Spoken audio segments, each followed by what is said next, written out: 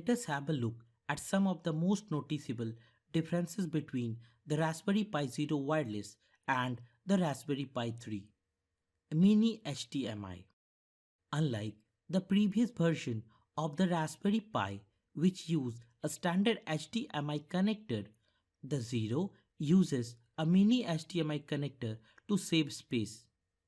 To connect the Zero to a monitor or television, you will need a mini HDMI to HDMI adapter or cable.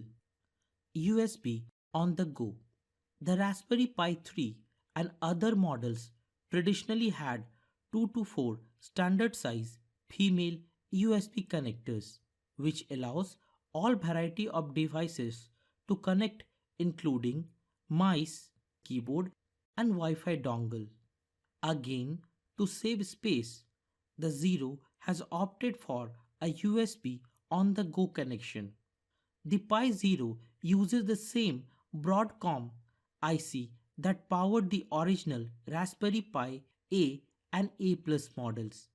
The IC connects directly to the USB port, allowing for OTG functionality. Unlike the Pi B, B Plus, 2 and 3 models which use an onboard USB hub to allow for multiple USB connections. To connect a device to a standard male USB connection, you will need a USB OTG cable. Plug the micro USB end into the Pi Zero and plug your USB device into the standard female USB end. For use with other standard USB devices, it is recommended that you use a powered USB hub. Wireless keyboard and mouse combos work best as they have only one USB dongle for both devices. Power. Like other Pis, power is provided through a micro USB connector. The voltage supplied to the power USB should be 5 volt and the current rating can be 1 ampere or 2 ampere max. Micro SD card slot. Another familiar interface is the micro SD card slot. Both Raspberry Pi 3 and Raspberry Pi Zero uses micro SD card slot, so you can use the same SD card which you use on your smartphone. But I suggest choosing a minimum of 8 GB and of class 10 group. Wi-Fi and Bluetooth. As with the Raspberry Pi 3, the Zero Wireless offers both 802.11 wireless LAN and Bluetooth 4.0 connectivity. These frees up many of the connections that would have been made over the USB, such as a Wi-Fi dongle and a USB keyboard and mouse if substituting a Bluetooth keyboard or mouse. Camera connector. The Raspberry Pi Zero version 1.3 Plus and all Zero Wireless have an onboard camera connector. This can be used to attach the Raspberry Pi camera module.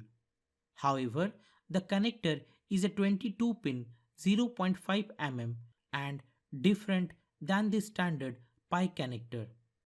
You will need a different cable to connect the camera to the Pi Zero Wireless. GPIO. One powerful feature of the Raspberry Pi is the row of general purpose input-output pins along the edge of the board. These pins are a physical interface between the Pi and the outside world. You can interface different types of sensors as per your project requirement. The Raspberry Pi 3 as well as Raspberry Pi Zero comes with 40-pin GPIO. In Pi 3, the GPIO headers are soldered on board, whereas in Pi Zero Wireless, there are no headers available for tinkering with the sensors. As per your usage, you may add the GPIO headers.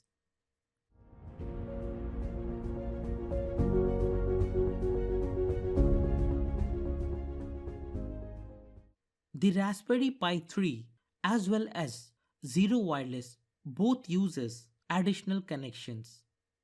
You may notice two sets of through-hole pads labeled TV and Run. The TV pads allow you to connect an RCA jack to the board instead of using the HDMI out. The run pins connect to the chip's reset pin and will either turn the board off or turn it back on once it has been shut down. Connecting a button here is a good way to power cycle your board